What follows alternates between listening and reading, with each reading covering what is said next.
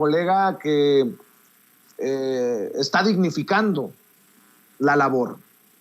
Es una colega a la que admiro, respeto, porque dignifica la labor periodística desde su trinchera de investigación en momentos en que el Washington Post dice que los periodistas están bajo ataque en México y publican una fotografía de Carlos Loret de Mola.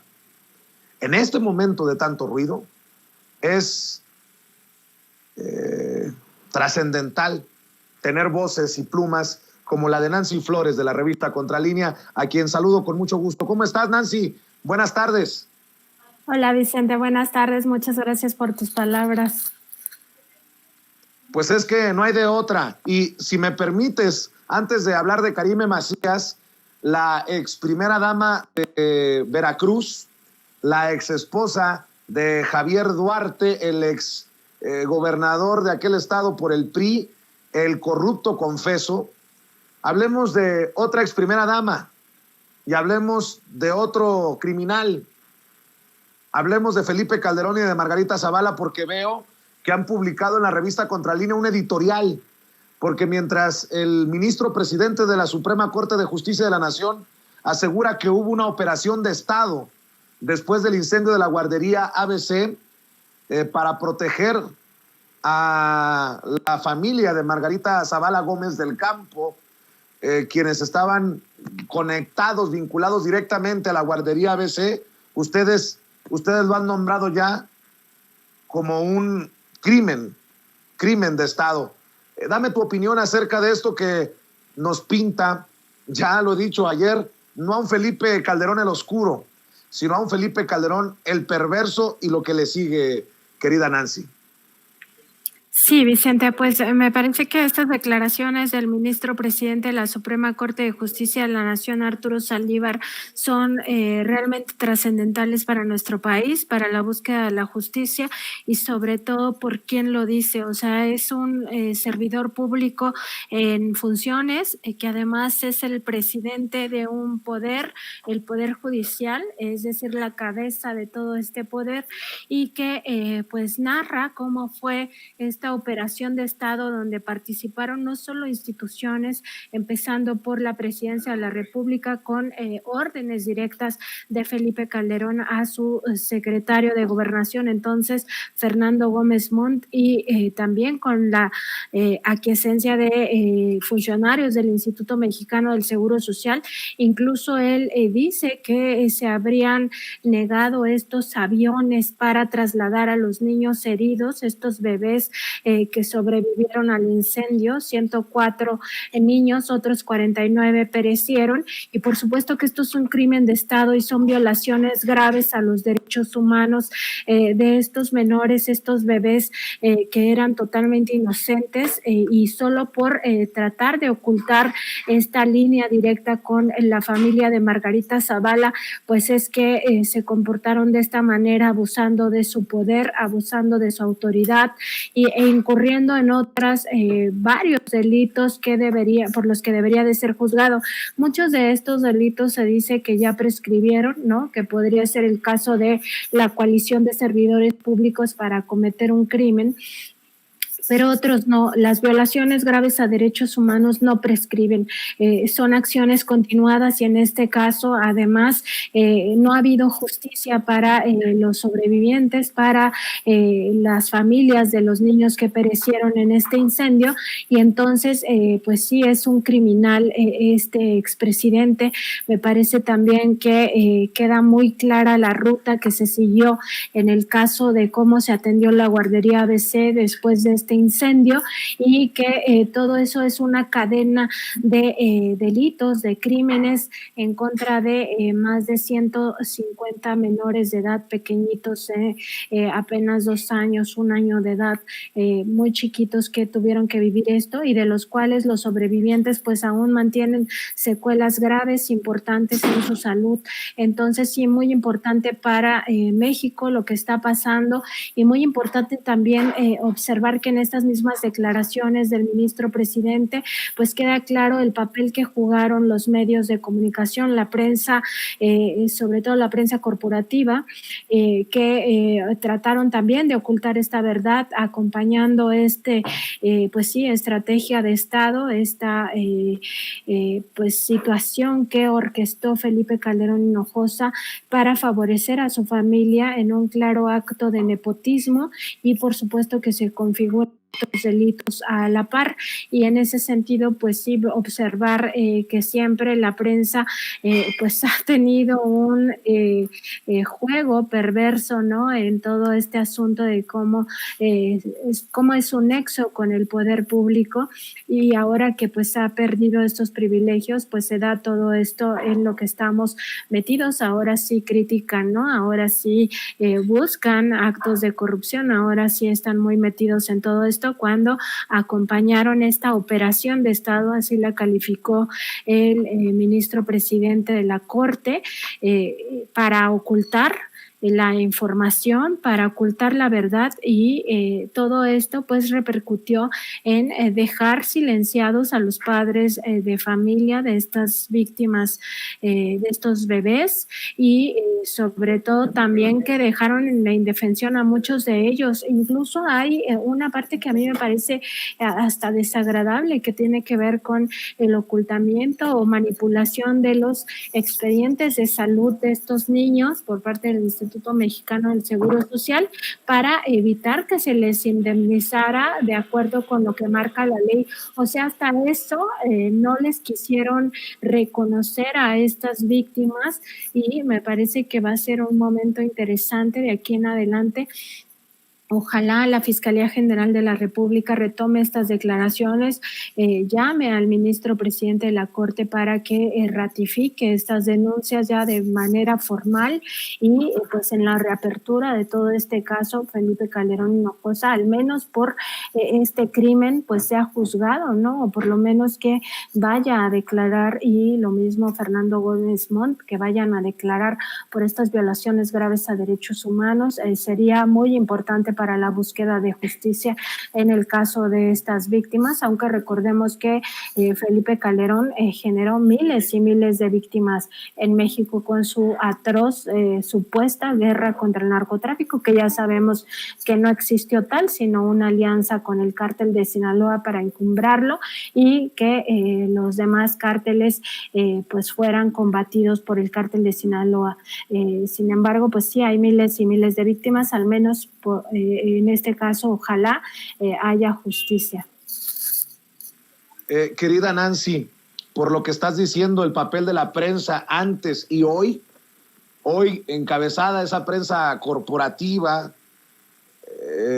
esa élite del poder mediático por un hombre que se va muy perseguido, muy atacado al Abierto Mexicano de Tenis a Acapulco. Es importante también lo que publican ustedes en la revista Contralínea. Estaba viendo lo que publica Oscar David Rojas Silva. Es muy interesante el poder mediático como poder económico.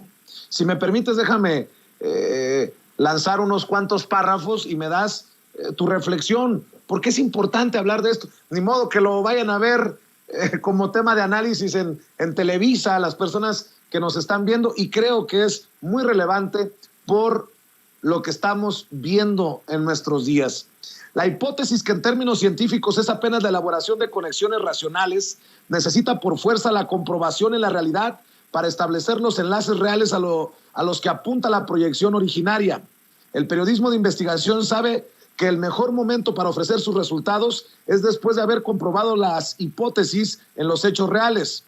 Es entonces cuando se puede admitir la develación de un hecho real, de interés público, bajo la perspectiva del derecho a la información con fines democráticos.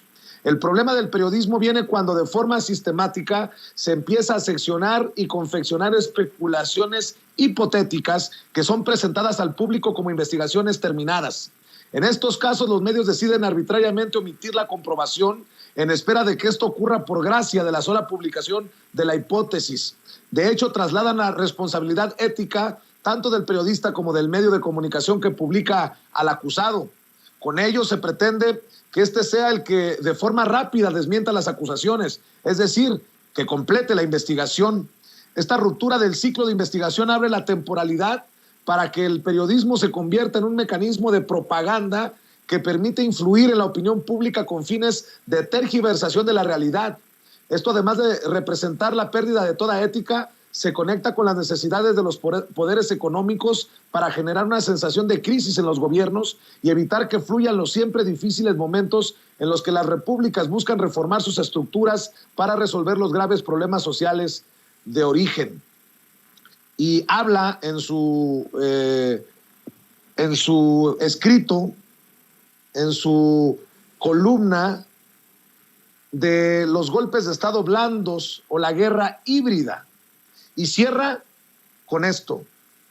El caso es que con esta guerra híbrida se busca, en última instancia, retrasar o impedir las reformas económicas de los países. Se interviene de manera violenta para imponer sus intereses, a pesar de que el juego democrático haya sido ganado por el pueblo.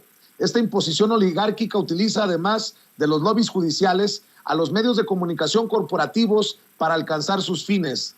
De aquí que sea necesario impulsar una discusión amplia y clara sobre estas funcionalidades del poder. La libertad de expresión es solo la careta que utilizan para imponer sus agendas a las democracias que luchan por conseguir su liberación económica. El poder mediático se convierte así en poder económico, escribe en la revista Contralínea Óscar David Rojas Silva, economista por la Universidad de Guadalajara con estudios de maestría y doctorado por la UNAM, sobre la crítica de la economía política, director del Centro de Estudios del Capitalismo Contemporáneo y comunicador especializado en pensamiento crítico en Radio del Azufre y Academia del Azufre. Pues qué interesante lo que plantea en estos momentos en los que te he leído, te he escuchado, te he visto ser muy crítica de estos que se visten como héroes y que en realidad son mercenarios, diría el presidente, farsantes, querida Nancy Flores.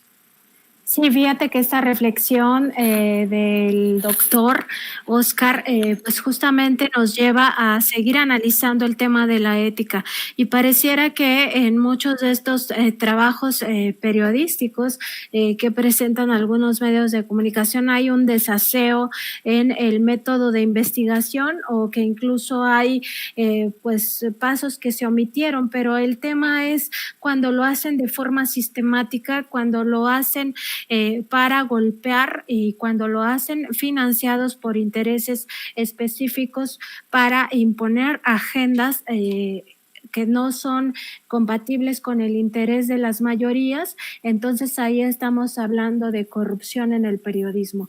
Y fíjate que aquí estaba recordando ahorita que leías esto, en el libro de Periodismo de Investigación, Teoría y Práctica de José María Caminos Marcet, que es un teórico del periodismo de investigación, habla de varias características que tiene que tener el periodista o la periodista investigador, investigadora, y entre ellos una de las características fundamentales es que siempre debe tener presente el valor de sus informaciones, que el valor de sus informaciones viene dado exclusivamente por la capacidad que tenga para probar los hechos que se dispone a denunciar.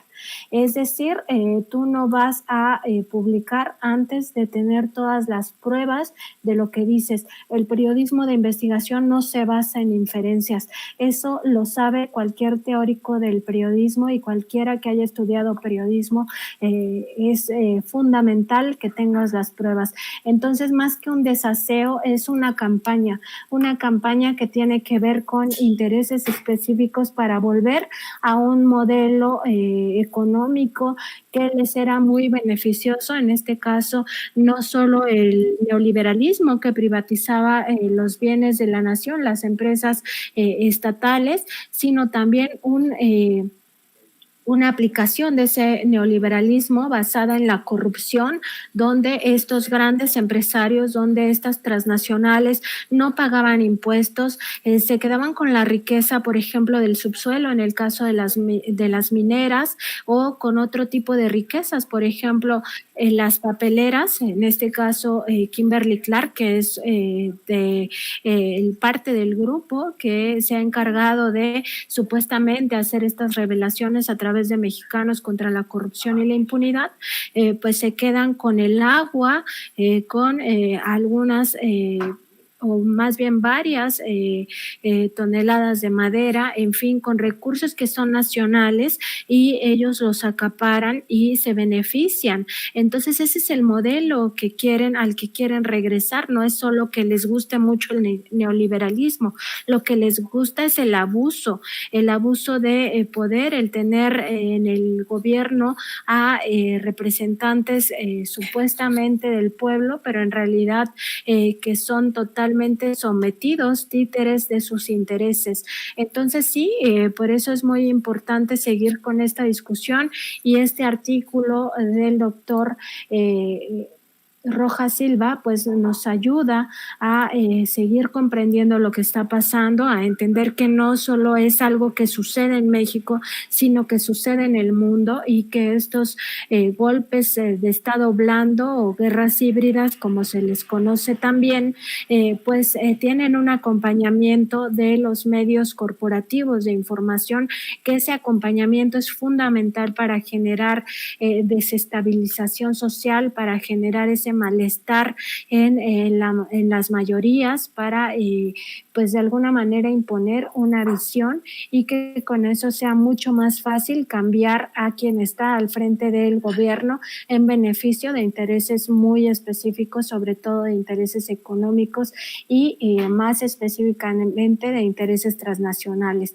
Entonces sí, pues importante para la discusión de lo que estamos viviendo estar atentos a todos estos análisis que en efecto no vamos a encontrar en esos medios que acompañan el golpe de estado blando, porque pues no les interesa hacer autocrítica y tampoco pues ir explicándonos la realidad. Lo que les interesa es imponer agendas con base en noticias falsas, con base en rumores, con base en inferencias, en supuestos reportajes de investigación que de periodismo de investigación no tienen absolutamente nada. Otro, entre los criterios más importantes para hacer periodismo en general y particularmente para que se cumplan los principios éticos, pues está la independencia. ¿Qué independencia tiene Mexicanos contra la Corrupción y la Impunidad cuando su creador es Claudio X González Guajardo, abierto opositor del gobierno del presidente López Obrador, pero además un empresario con muchísimos intereses que evidentemente no busca promover el derecho humano a la información, sino más bien imponer esa agenda, esos intereses al país?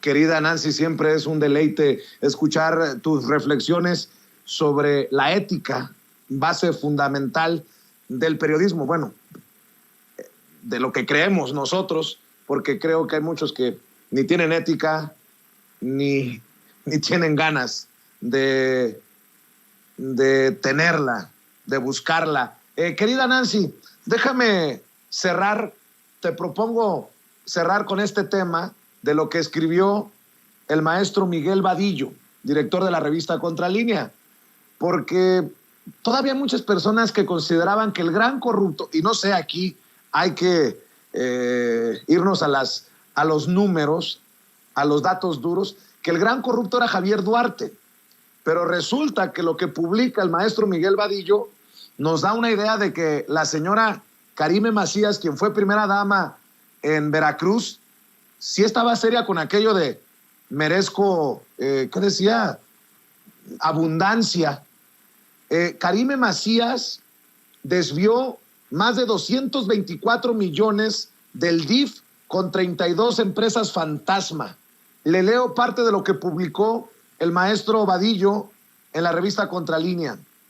La ex esposa del priista Javier Duarte y expresidenta del patronato del DIF de Veracruz, Karime Macías Tubilla, constituyó 32 empresas fachada para desviar 224 millones 25 mil 477 pesos con 20 centavos del erario.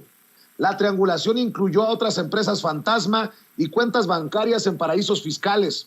Algunos de los derroches a los que estaba acostumbrada, porque sí merecía abundancia, eran compras en Estados Unidos, estancias en lujosos hoteles de Beverly Hills, renta de limusinas, visitas a Disneylandia y Estudios Universal, entre otros excesos. Bueno, No serían excesos si los hubiera pagado con su dinero, pero estaba gastando el dinero de los veracruzanos. La prófuga de la justicia mexicana, Karime Macías Tubilla, sujeta a proceso de extradición desde Inglaterra, habría constituido pues 32 empresas fachada para desviar 224 millones, más de 224 millones de pesos del DIF del estado de Veracruz en el periodo en que ella fue presidenta de ese patronato. El esquema financiero que planeó, similar a otras operaciones empleadas para blanquear capitales, le sirvió para constituir con varios cómplices estas 32 empresas fantasma para que el DIF estatal le asignara contratos por servicios que nunca realizaron. Pues mi querida Nancy, con mucho respeto, pero si Javier Duarte era una fichita, la señora venía corriendo detrás de él. Pues sí, Vicente, fíjate que aquí además lamentablemente estamos hablando de un doble crimen, porque no solo es que se desfalcara los recursos públicos, sino que además se hacía al DIF, es decir, a esta institución que se encarga de atender a los más vulnerables, desde los niños que son huérfanos o que han sido sustraídos de sus familias por ser víctimas de violencia, por ejemplo, hasta familias que quedan en el desamparo y que son acogidas por esta institución. Pues a ese DIF es al que le desfalcó al menos 224 millones de pesos. Y pues sí, esta abogada, doctora en Derecho, pues se dedicó a crear al menos 32 empresas fachada, estas que no tienen domicilio, que no tienen empleados, que solamente se utilizan para, pues sí, saquear recursos. Las constituyó a lo largo del periodo en el que Javier Duarte estuvo al frente del gobierno de Veracruz, y estas le sirvieron para destinar supuestos contratos del DIF que acabaron pues primero no dando el servicio a esta institución y segundo triangulando estos recursos a otras empresas que a su vez triangularon estos dineros a cuentas bancarias radicadas en paraísos fiscales a los que Karime Macías tenía acceso. Y en ese sentido pues lo que nosotros observamos es que era una ruta muy clara para ocultar el origen de este dinero, es decir, una ruta que cualquier criminal de cuello blanco establece, o incluso los lavadores de dinero de los grandes grupos narcotraficantes o de tráfico de personas o cualquier estructura del crimen organizado utiliza para lavar dinero. Aquí se hizo exactamente lo mismo.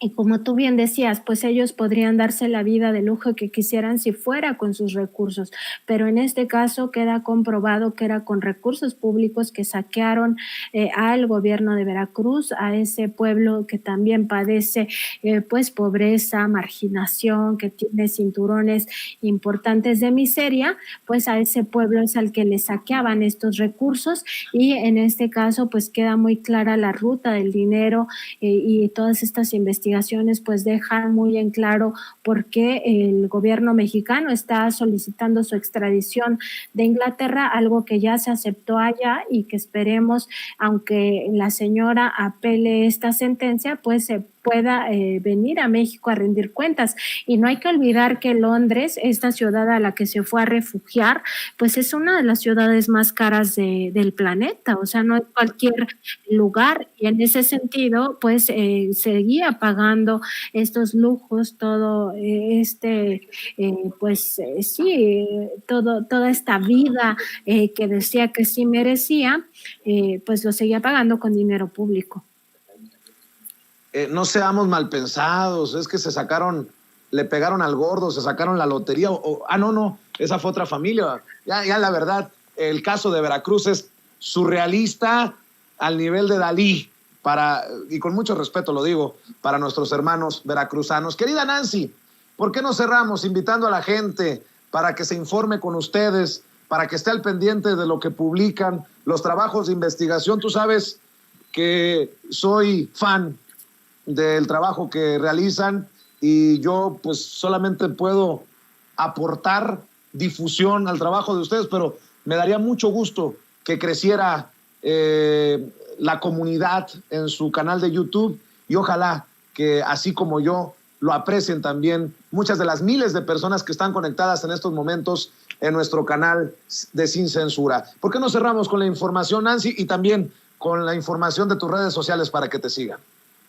Claro que sí, los invitamos a ver nuestro programa en vivo, que es de lunes a viernes a partir de las 9 de la mañana. En nuestro canal de YouTube y en Facebook Live nos encuentran como Contralínea, y también a visitar nuestra página www.contralinea.com.mx, donde están los detalles de esta investigación de Karime Macías, así como las demás investigaciones que presentamos. Y también, bueno, a mí me encuentran en Twitter como @Nancy_contra. Vicente, pues yo agradezco mucho tus palabras, la verdad es que eres muy generoso con nosotros, y también pues este respaldo y acompañamiento a esta nueva etapa que tenemos en YouTube. La verdad es que vamos apenas a cumplir 3 meses, pero estamos muy contentos con este nuevo espacio, este formato también que permite interactuar más con la gente, y que hace posible también que nuestras investigaciones no se queden solo en el papel o en la página de internet, sino que también se conviertan en videos, y creo que así llega a mucho más gente. Vicente, también nosotros pues agradecemos este espacio, este acompañamiento de ustedes, y les mando un abrazo a todos ustedes, a su equipo, a su audiencia. Lo hago para que no me investigues lo que cobro como rey y como vivo como rey, diría Ricardo Rafael. Lo hago para que nunca me investigues, querida Nancy. ¿Verdad? No te burles, que yo sé que la risita es lo que le calienta a esos que no nos quieren. Sí, sin duda. Te mando un abrazo. Es como dice ese dicho, ¿no? El león cree que todos son de su condición, pero bueno, hay diferencia. Yo creo que la audiencia cada vez le queda más claro quiénes son aquellos que se prestan a faltar a la ética, a no hacer periodismo, y quienes sí están comprometidos con esta responsabilidad social. Bueno, pues sí, a nosotros sí nos queda claro. Por eso te admiramos y te respetamos. Ni un paso atrás, querida Nancy, que no estás sola. Te mando un abrazo. Estamos al pendiente. Un abrazo, Vicente. Muchas gracias. Hasta luego.